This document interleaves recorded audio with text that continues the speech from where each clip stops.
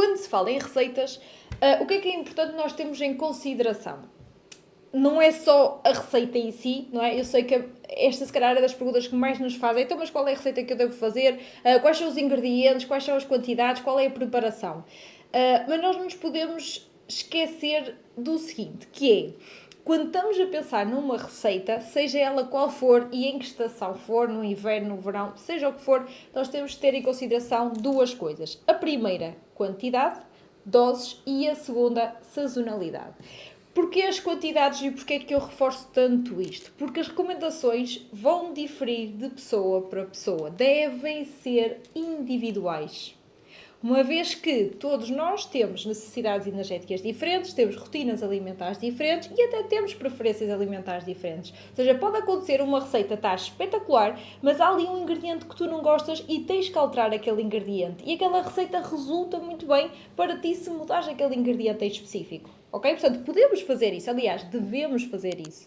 E, felizmente, qualquer receita pode ser adaptada a qualquer pessoa. O segundo ponto em ter em consideração é a sazonalidade. Nós sabemos que é comum encontrarmos uma grande variedade de frutas, de legumes, de hortaliças nos supermercados. Porém, muitos desses alimentos são colhidos fora da época e passam por diversas intervenções, como os fertilizantes, os químicos, reduzindo o quê? O valor nutritivo e o seu sabor. E nós sentimos isso a nível até de sabor. Já os alimentos sazonais, ou seja, aqueles que são colhidos de acordo com a sua época natural, em que a natureza produz, não é? Em que a natureza produz a fruta sem necessidade de intervenção tecnológica, assegurando o quê? A qualidade nutricional do alimento, uma grande concentração de nutrientes e o uso muito reduzido de pesticidas e conservantes. Isso é o ideal dos ideais, que é os alimentos sazonais. Quanto menos pesticidas e conservantes nós utilizarmos, melhor é para nós. Quanto menos intervenção tecnológica existe, melhor é para nós. Porquê? Porque nós conseguimos conservar o máximo possível a qualidade daquele alimento, a qualidade nutricional daquele alimento. E a verdade é que os alimentos sazonais têm muito maior concentração de nutrientes. E claro que existe também outros benefícios no que diz respeito aos alimentos sazonais, que é preços bem mais baixos. A produção de fruta e de legumes correspondentes à estação tendem a ter um custo muito mais reduzido, aumenta a disponibilidade nas feiras, aumenta a disponibilidade nos supermercados e desta forma vai diminuir o custo. Outro ponto muito positivo, são mais frescos e nós sentimos um sabor diferente. Se no inverno estamos mais suscetíveis a constipações, a vírus e assim, significa que devemos o quê? Fortalecer o máximo possível o nosso sistema imunitário. E como? Para além do exercício físico, para além de mantermos aqui os níveis de stress todos controlados, não é? O que é que nós podemos fazer mais? Ingerir alimentos ricos nutricionalmente que possuem nutrientes importantes para aumentar o nosso sistema imunitário, para potenciar o nosso sistema imunitário. E a natureza dá-nos. Quais são os nutrientes que mais nos ajudam a aumentar o sistema imunitário? Vitamina D. Porquê? Porque muitas células do nosso sistema imunitário possuem receptores de vitamina D. Peixe gordo, salmão, sardinha, cavalo, atum, laticínios. Vitamina C. Porquê? Porque é um antioxidante que estimula aqui a resistência a infecções, com efeitos benéficos, principalmente no que diz respeito às infecções respiratórias. Onde é que nós encontramos isto? Couves de cor verde escura, brócolos, couve-flor, couve de Bruxelas, couve galega, por exemplo. Encontramos nos citrinos, laranja, é a época dela, tangerina, limão, quiwi, pimento, por exemplo. Vitamina E também é um nutriente extremamente importante. Porquê? Porque melhora a nossa resposta imunitária. Onde é que nós podemos encontrar a vitamina E? Oleaginosas, que também tem nesta época amêndoa, avelã, castanhas de caju, nozes, amendoins e por aí adiante.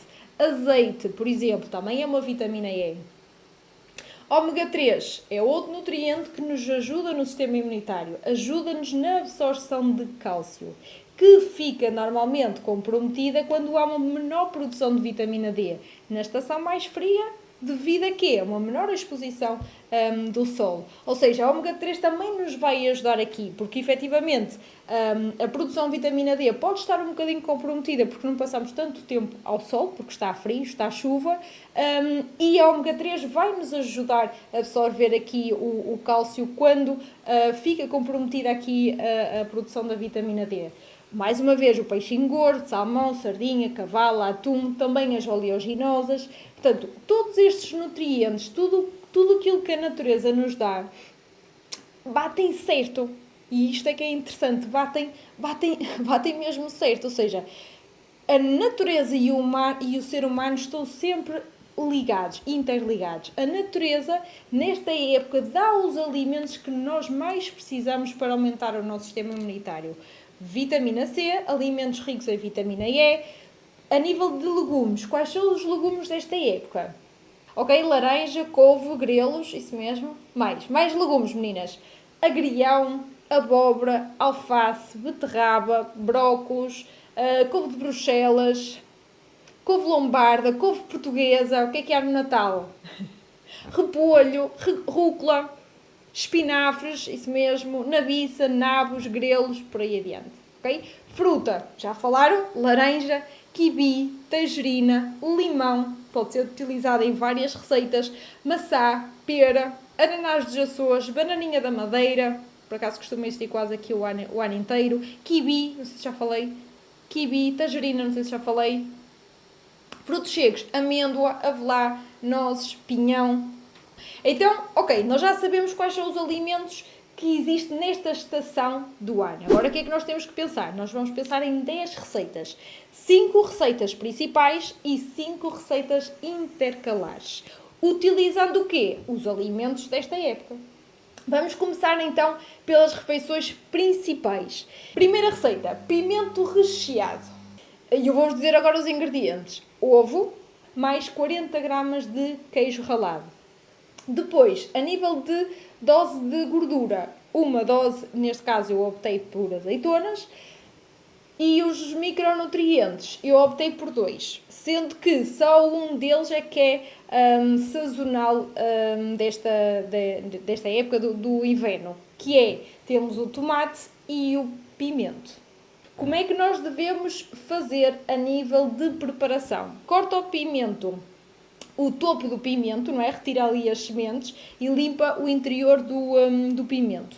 Corta o tomate aos bocadinhos, adiciona dentro do pimento, tal como as azeitonas, adiciona então o tomate o tomate cortadinho e as azeitonas e depois o ovo bate antes de colocar no pimento, portanto, bate o ovo, coloca dentro do pimento e depois recheamos e cobrimos o pimento com o queijinho ralado por cima. E aí fica espetacular.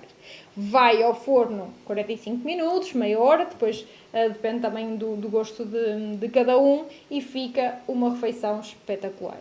Agora vocês devem estar a questionar, ok Joana, mas ainda não falaste do hidrato. É verdade, porque o ovo e o queijo é proteína, as azeitonas são o azeite, o tomate e o pimento são os micronutrientes e onde é que está o hidrato? O que é que eu vos posso sugerir? Comer, por exemplo, este pimento recheado com, por exemplo, um bocadinho de pão ou tostas. Sendo que, se estamos a falar de uma dose, porque estamos a admitir que estamos todos a comer igual, então uma dose pode ser, por exemplo, uma saqueta de tostas extra finas, pode ser, por exemplo, meio pão, 30 gramas, pode ser uma fatia em vez de ser aquele pão, pode ser mesmo fatiado para dar a ilusão que estão a comer mais porque fica maior, portanto também pode ser uma opção. Próxima receita.